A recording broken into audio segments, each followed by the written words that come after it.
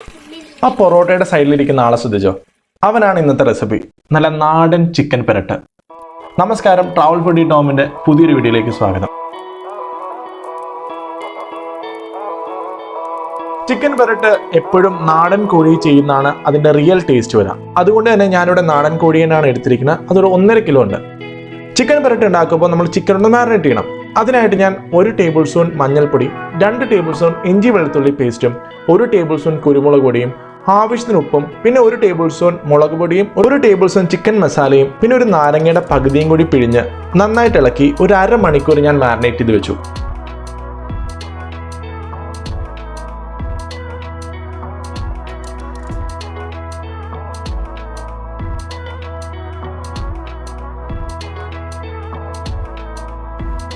നമ്മുടെ റെസിപ്പി ഒരു നാടൻ കോഴിപ്പരട്ട് ആയതുകൊണ്ട് തന്നെ നമുക്ക് അതിനൊരു സ്പെഷ്യൽ മസാല അല്ലെങ്കിൽ നാടൻ മസാല ഉണ്ടാക്കിയെടുക്കണം. അതിനായിട്ട് ഞാൻ കുറച്ച് ഏലക്ക, പട്ട, ഗ്രാമ്പു, കുരുമുളക്, പെരുംജീരകം, കസ്കസും കൂടി ഇട്ട് ഞാൻ വെള്ളം ചേർത്ത് ഞാൻ അമ്മിയിൽ അരച്ചെടുത്തു. ഈ അമ്മിക്കല്ല് ഉപയോഗിക്കുന്നത് എന്തിനാണെന്ന് വെച്ചാൽ നാളെ ടേസ്റ്റ് കിട്ടാൻ വേണ്ടിയാണ്. അപ്പോൾ അമ്മിക്കല്ല് ഇല്ലാതൊരു പേടിക്കുന്നു വേണ്ട, നമ്മുടെ നോർമലായിട്ട് മിക്സിയിൽ വെള്ളം ചേർത്ത് അരച്ചെടുത്താലും മതി. ഈ മസാല കൊണ്ട് നമ്മുടെ കോഴിപ്പരട്ട് ഉണ്ടാക്കുന്ന മാറ്റം ചെറുതൊന്നുമല്ല.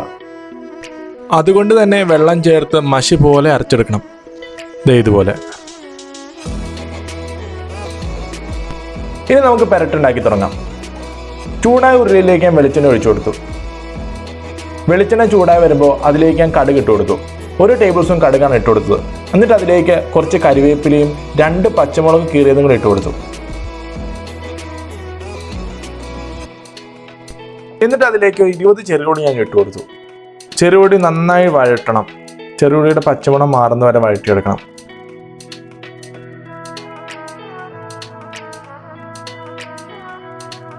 ചെറിയ ഉള്ളി എല്ലാം വാടി ഈ പരുവാകുമ്പോൾ നമുക്ക് അതിലേക്ക് സവോള ചേർക്കണം. ഞാനിവിടെ 3 സവോളയാണ് ചേർക്കുന്നത്. ചെറിയുള്ളിയും സവോളയും കമ്പയർ ചെയ്യുമ്പോൾ ചെറിയുള്ളിയാണ് കൂടുതലും വേണ്ടത്. കാരണം നാടൻ കറികൾക്കൊക്കെ ചെറിയുള്ളിയാണ് കൂടുതൽ ടേസ്റ്റ് നമുക്ക് തരുന്നത്. സവോളയൊക്കെ ഒന്ന് വാടി വരാൻ വേണ്ടി അതിലേക്ക് ആവശ്യത്തിന് ഉപ്പും കൂടി ഇട്ട് നന്നായിട്ടൊന്ന് വഴറ്റിയെടുക്കണം.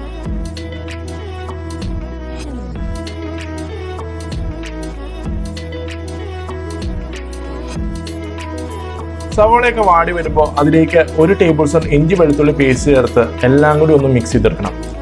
അപ്പോൾ എല്ലാം ഒന്ന് മിക്സായി വരുമ്പോൾ അതിലേക്ക് ഈ മസാല ചേർത്ത് കൊടുക്കണം. അപ്പോൾ അതിനായിട്ട് ഞാൻ 1 ടേബിൾ സ്പൂൺ മഞ്ഞൾപ്പൊടിയും, 2 ടേബിൾ സ്പൂൺ മുളക് പൊടിയും, 2 ടേബിൾ സ്പൂൺ മല്ലിപ്പൊടിയും, 2 ടേബിൾ സ്പൂൺ ചിക്കൻ മസാലയും കൂടി ചേർത്ത് ഒന്നും കൂടി എല്ലാം കൂടി ഒന്ന് മിക്സ് ചെയ്തെടുത്തു.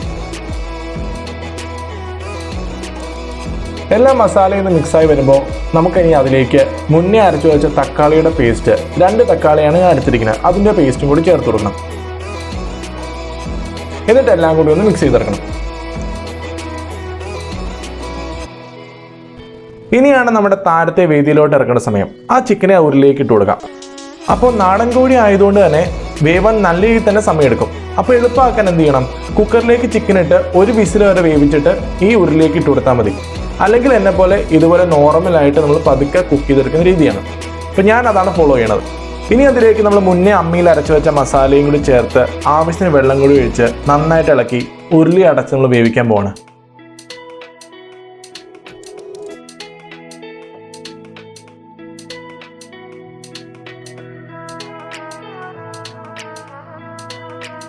ഒരു 80% വരെ ചിക്കൻ കുക്കാവുന്ന വരെ നമ്മൾ ഇളക്കിക്കൊണ്ടേയിരിക്കണം. ഹൈ ഫ്ലെയിമിൽ നല്ല രീതിയിൽ തന്നെ ഇളക്കിക്കൊണ്ടേയിരിക്കുക. അതിനായിട്ട് 80% കുക്കായി കഴിഞ്ഞ് കഴിഞ്ഞാൽ സ്റ്റവൊക്കെ ലോ ഫ്ലെയിമിലേക്ക് മാറ്റി ഇനി ഒരു സ്ലോ പ്രൊസീജിയറാണ്. ചിക്കൻ പതുക്കെ ഇളക്കിക്കൊണ്ടേയിരിക്കുക. ഈ സമയത്താണ് ചിക്കൻ്റെ അകത്തുള്ള നെയ്യൊക്കെ ഇറങ്ങി വെള്ളമൊക്കെ വറ്റി നല്ല രീതിയിലൊരു ടേസ്റ്റിന് നമുക്ക് ചിക്കൻ പെരട്ടിന് കിട്ടും. കുറച്ച് കഴിയുമ്പോൾ ചിക്കൻ്റെ ഗ്രേവിയൊക്കെ വറ്റി ചിക്കൻ നല്ല രീതിയിൽ തന്നെ വെന്ത് വരും. ഇനി അതിൻ്റെ മേലിലേക്ക് കുറച്ച് കുരുമുളക് പൊടിയും കുറച്ച് കരിവേപ്പിലയും ഇട്ട് കഴിഞ്ഞാൽ നമ്മുടെ നാടൻ കോഴിപ്പെരട്ട് റെഡിയാവും.